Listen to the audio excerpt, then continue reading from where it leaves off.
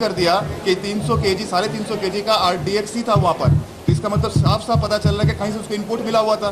वो इनपुट कौन देगा भाई? जो उसने कराया होगा उसने इनपुट दिया होगा ना। तो ये जो साजिश है ये क्लियर जनता को पता चल रहा है आज। और ये तो आप लोगों का सामने भी पता है कि जो रिपोर्टर का बात किया जा रहा है उनका जो व्हाट्सएप चैट जो है वो भी पब्लिक हो चुका है। उसमें साफ पता चल रहा है कहाँ से उनको क्या इनपुट मिल रहा था।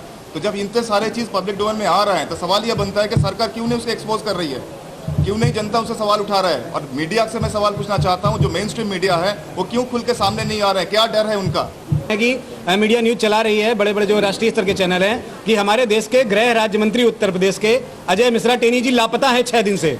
मतलब देश का एक प्रदेश का गृह राज्य मंत्री लापता है तो प्रदेश सरकार और केंद्र सरकार कर क्या रही है उन्हें ढूंढने के लिए? भाई गृह राज्य मंत्री लापता हो गया तो ये जायज नहीं है, ये हजम होने वाली बातें नहीं।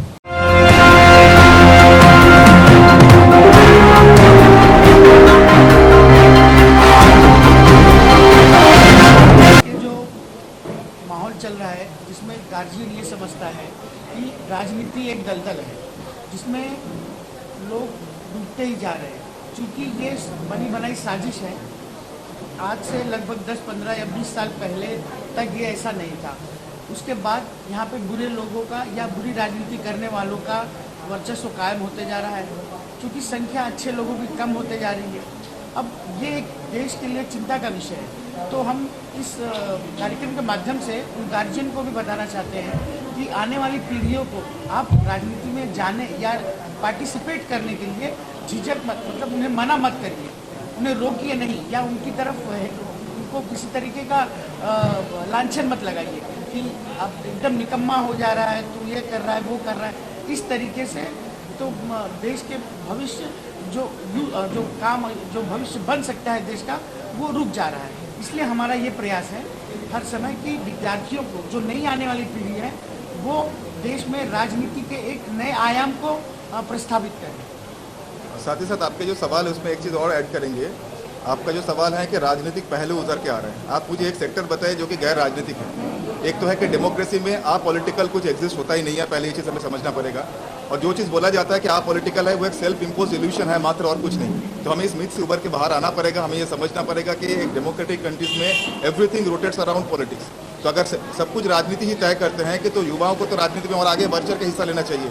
तो जो यहाँ पर स्टूडेंट्स लोग थे उन लोगों को सामने के वही सारी चीज़ रखने के लिए हमने प्रयास किया मात्र कि राजनीति में ना आने से उन लोगों का भविष्य में क्या क्या हानि हो सकता है, और ये सारी चीज़ कैसे संभव होगा जब वो राजनीति के बारे में हाथ से दिखाएंगे, सामने आएंगे, तभी वो राजनीति को बदल पाएंगे और अपने भविष्य को सुनहरा कर पाएंगे।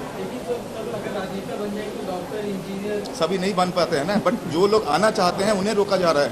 मान लीजिए आज के दिन में कोई एक डॉक्टर बनना चाहते हैं, इंजीनियर बनना चाहते हैं, वकील बनना चाहते हैं, पायलट बनना चाहता है, फिल्म एक्ट्रेस बनना चाहता है, तो उसके लिए सारे एवेन्यू ओपन है।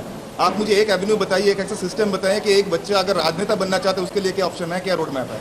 लेकिन अभिनेता तो राजनेता बन ही जाता है।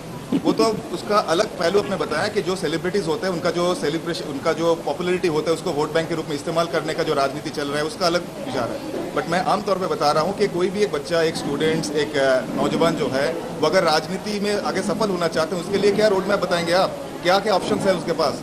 आज मुझे एक ऑप्शन बता दीजिए, कोई एक ऐसा सिस्टम है, कोई एक एंट्रेंस एग्जाम है जिसके थ्रू बन सकता है। आप इंजीनियर बनने के लिए ऑप्शन है ना, वकील बनने के लिए है ना, पायलट बनने के लिए है ना, तो बाकी सारी चीज़ें प्रोफेशन के लिए अगर हैं तो राजनीति के लिए क्यों नहीं है?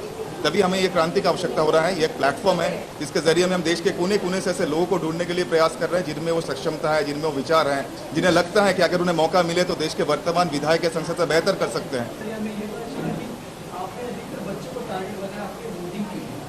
नहीं, ऐसा नहीं है, बच्चों को टारगेट नहीं बनाया, ये बच्चों का प्रोग्राम था और मुझे यहाँ बुलाया गया है बच्चों को संबोधित करने के लिए। आप देख रहे हैं कि हमारे बीच जो भी मंच पर बैठे हुए हैं मैक्सिमम 35 से 40, 42 तक के लोग हैं, और हमने तय किया है कि जब हम 2024 में चुनाव लड़ेंगे तो हमारे 90% कैंडिडेट 50 ईयर से कम होंगे, क्योंकि हम सब नए युवा हैं और सीख रहे हैं। इसलिए हमने 10% का गैप रखा है कि जो 10% है वो 50 से 60 के बीच में या 62 तक वाले रहेंगे। इवन हमने ये तय किया है कि जैसे सुप्रीम कोर्ट के जज की भी एक रिटायरमेंट एज होती है, तो नेताओं की भी एक रिटायरमेंट एज तय होनी चाहिए और उसके बाद उन्हें राजनीति में मार्गदर्शक के तौर पर रहना चाहिए ताकि युवाओं को मौका मिले।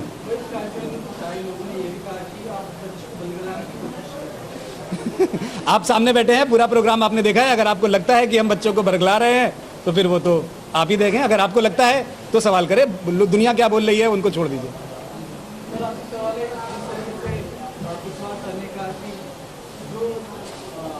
बॉम्ब अटैक हुआ था, पुलवामा।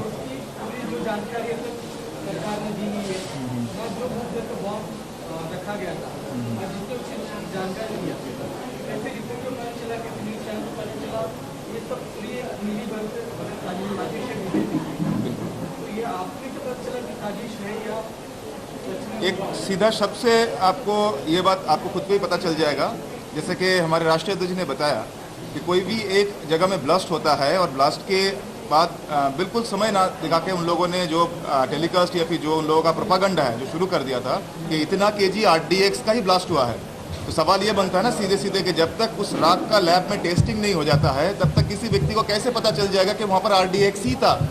वो तो जिलेटिन भी हो सकता है, वो तो जनामित भी हो सकता है। तो कैसे यकीन के साथ एक प्रेस में एक रेपुटेड न्यूज़ चैनल ने कैसे ये टेलीकास्ट कर दिया कि 300 केजी 350 केजी का RDX ही था वहाँ पर।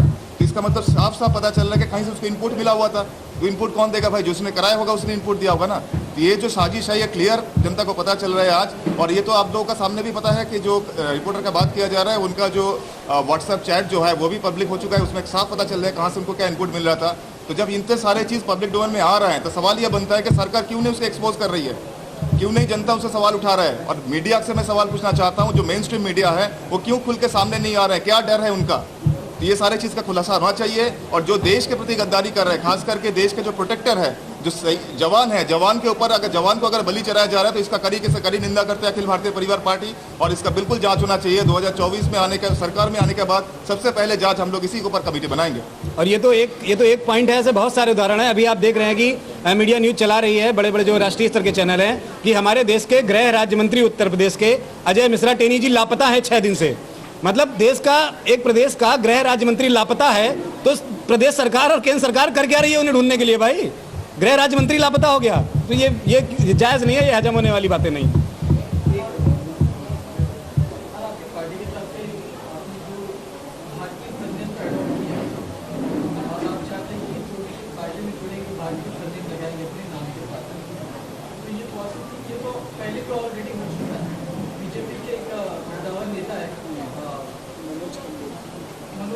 मोहित कंबोज आई थिंक। कब से? नहीं, हमने 2017 में ये मुहिम शुरू कर दी थी। उसके बाद ही अब बहुत सारे पॉइंट है जो भाजपा और कांग्रेस अखिल भारतीय परिवार पार्टी को कॉपी कर रही है। जैसे हमने 2017 में ही ये बोल दिया था कि जब हम चुनाव लड़ेंगे 2017 में बोल दिया था तो 50% टिकट महिलाओं को देंगे। ये हमारा कमिटमेंट है कि उनकी संख्या अगर 49% से प्लस है तो उन्हें उतना प्रतिनिधित्व राजनीति में मिलना चाहिए। तो हमने तय कर लिया है जब हम 2024 में चुनाव लड़ेंगे 543 सीट में तो 50% सीट्स महिला उम्मीदवार के लिए तय करेंगे। तो अब वो कांग्रेस अब बोलने लगी है कि 40% टिकट देनी चाहिए। और मैं तो साफ बताऊं कि 40 क्यों, 50% क्यों नहीं, आप 50% टिकट दीजिए। और जब हम बैठेंगे 2024 में, जब हम सत्ता में आएंगे तो इसको अध्यादेश पास कर देंगे कि जिसकी जितनी संख्या बारी उसकी उतनी हिस्सेदारी राजनीति में होनी ही चाहिए।